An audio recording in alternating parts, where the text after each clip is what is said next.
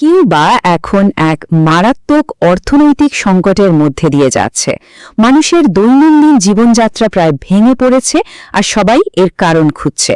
আজকের এই বিশ্লেষণে আমরা দেখব ঠিক কী কারণে কিউবার এই পরিস্থিতি আর এর পেছনের আসল কারণগুলোই বা কী। চলুন কিউবার আজকের বাস্তবতাকে শুধু একটা সংখ্যা দিয়ে বোঝার চেষ্টা করি। 18 ঘণ্টা। হ্যাঁ, এটাই হলো সেখানকার মানুষের প্রতিদিনের গড় লোডশেডিংয়ের সময়। এটা কোনো একদিনের ঘটনা নয়, বরং দেশের গভীর জ্বালানি সংকটের এক জীবন্ত ছবি। কিন্তু এই বিদ্যুৎ সংকট বা ব্ল্যাকআউট তো হিমশৈলের চূড়া মাত্র।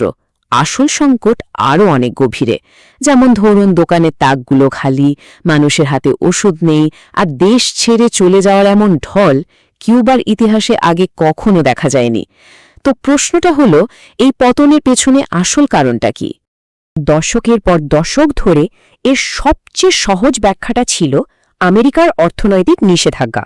আর এটা সত্যি যে এই অবরোধ দ্বীপরাষ্ট্রটির আন্তর্জাতিক বাণিজ্য এবং অর্থনীতির পথকে সাংঘাতিকভাবে কঠিন করে তুলেছে। তাহলে কি মার্কিন অবরোধই একমাত্র কারণ? অনেক অর্থনীতিবিদ আর বিশ্লেষক কিন্তু বলছেন, না, আসল সমস্যাটা অন্য কোথাও। চলুন সেই কারণগুলো একটু গভীরে গিয়ে খোঁজার চেষ্টা করা যাক। আর এখানেই সবচেয়ে গুরুত্বপূর্ণ প্রশ্নটা উঠে আসে, যদি এই নিষেধাজ্ঞা 60 বছরেরও বেশি সময় ধরে চলছে, তাহলে ঠিক এখনই কেন অর্থনীতিটা এমন ভয়াবহ গতিতে ভেঙে পড়ছে? বহু বিশেষজ্ঞের মতে এই সংকটের মূল চালিকা শক্তি আসলে বাইরের কোনো চাপ নয়, বরং কিউবার নিজস্ব কিছু সিদ্ধান্ত। এর পেছনে আছে কয়েক দশক ধরে চলে আসা কিছু সরকারি নীতি আর দেশের ভেতরের কাঠামোগত দুর্বলতা। তাহলে কিউবা ঠিক কোন নীতিগুলো এই পরিস্থিতি তৈরি করল? আসুন সেই সিদ্ধান্তগুলো একটু ব্যবচ্ছেদ করে দেখি, যা আজকের এই পতনের জন্য এতটা দায়ী। একটা বিরাট ধাক্কা আসে 2021 সালে অর্ডিনামিয়েন্তো নামের এক অর্থনৈতিক সংস্কারের হাত ধরে। এর উদ্দেশ্য ভালোই ছিল। প্রথমত, কিউবার জটিল দ্বৈত মুদ্রা ব্যবস্থা তুলে দেওয়া হয়, কিন্তু দ্বিতীয় ধাপে নিত্যপ্রয়োজনীয় জিনিসের ওপর থেকে সরকারি ভর্তুকি অনেকটাই কমিয়ে দেওয়া হয়। আর এর ফল হয় মারাত্মক।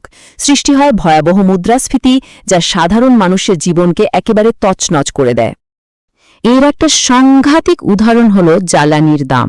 ভর্তুকি তুলে নেওয়ার ফলে রাতারাতি, মানে একদিনের মধ্যে পেট্রোল আর ডিজেলের দাম 500% বেড়ে যায়।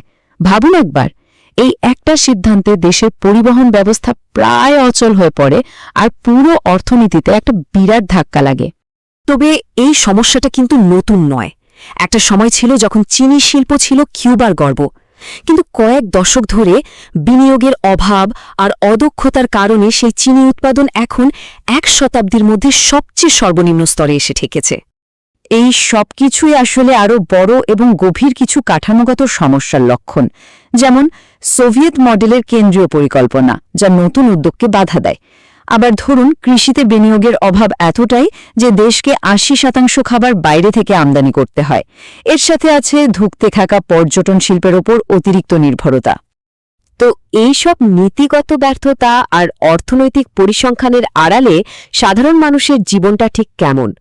চলুন এই সংকটের মানবিক দিকটা এবার একটু কাছ থেকে দেখা যাক। একসময় কিউবা তার অসাধারণ স্বাস্থ্য ব্যবস্থার জন্য সারা বিশ্বে পরিচিত ছিল, কিন্তু আজকের ছবিটা দেখুন, একেবারে উল্টো।